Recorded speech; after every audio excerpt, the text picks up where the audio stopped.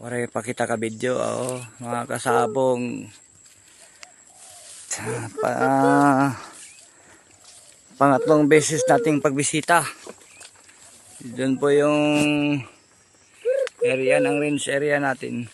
Bali buong buong bundok na yan. Yan po yung gagawin nating farm. Yan po ang future farm ng Litilawin Game Farm. Ililipat po natin lahat dyan ng mga warriors natin. Ito po. Yan po, dyan pa kasama po yan. Hanggang dyan sa may babaan na yan, may fish pond. Kasama pa din sa atin yan. Yan, yung buong bundok na yan. Papunta doon sa may ibabaw. Yung may parang tuyo na doon. Parang nasunog na mga kahoy.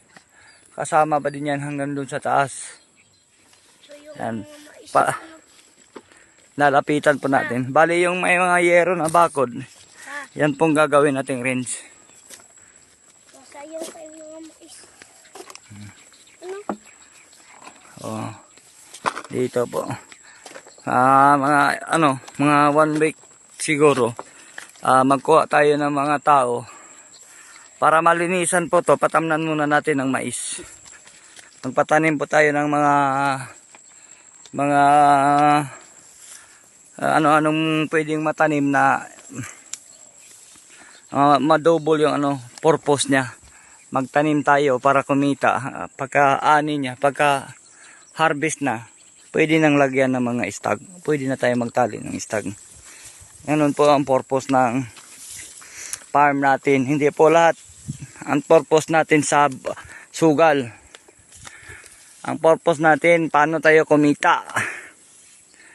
Paano tayo kumita, mag-enjoy tayo sa kita natin. I-enjoy natin din yung bisyo natin na pagmamanok. Yan po ang goal ng Litilawin. Ang tumulong. Sa pila na oras? Ang tumulong sa kapwa tao. Kasi marami din kami dito na makikinabang. Ngayon paumpisa po tayo dito po na area, sama pa din to dito.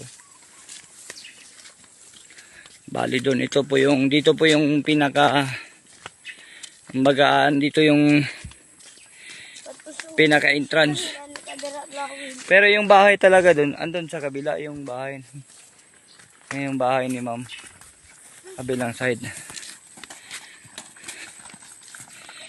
Dito yung pinaka-entrance niya. Bali. Ito yun. Ito guys. Ito mga kasabong. Ito yung bakod niya sa harap.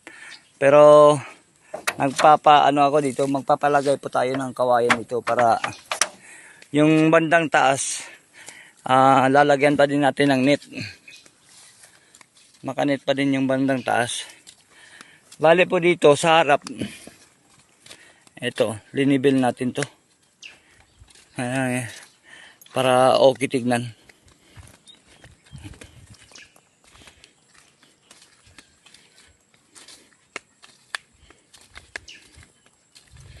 Okay.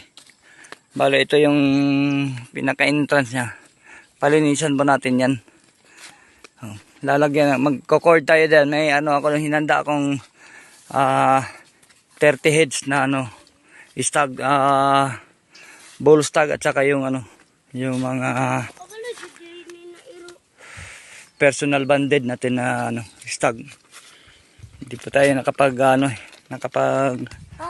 banding ng nakaraan na banding sa early bird kasi na po natin yung naglaps po tayo sa rules. Okay. Ito po. Doon yun may nakaabang doon na bodega ng feeds. Pwede rin yan Yan, dito po. Ito po yung bagong bahay ni Buladok, yung kasamahan natin isa na Handergaper din. Dito po yung bahay niya.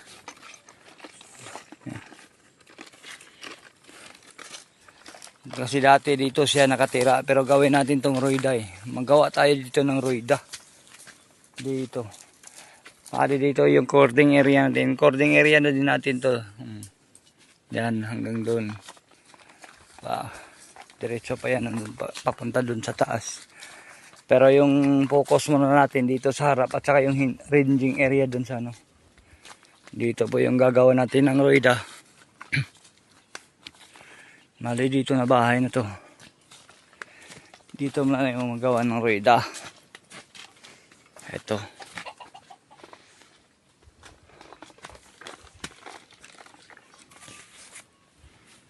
Okay.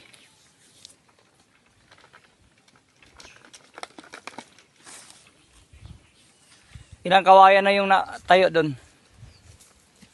Sobrang na pulo. Kuha na lang. Buti ay mo lang.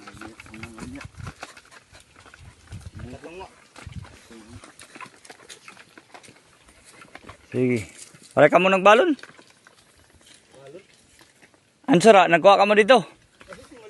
Agoy!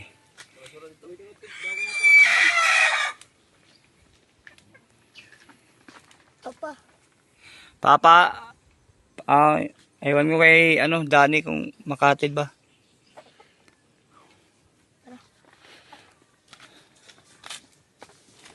Tara.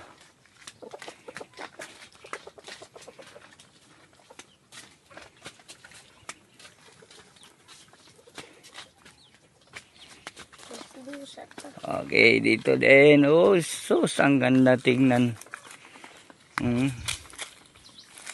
Ang gandang tingnan. Natin, panglaban natin dyan. Ito may mga manok po dito din siya. Dati si Buladok na binitawan niya. Mga pangkatay lang. Pero si Buladok, yan. Legit yan. Legend na Handergaper. Dito. May mga pinya. Ito naman. Okay.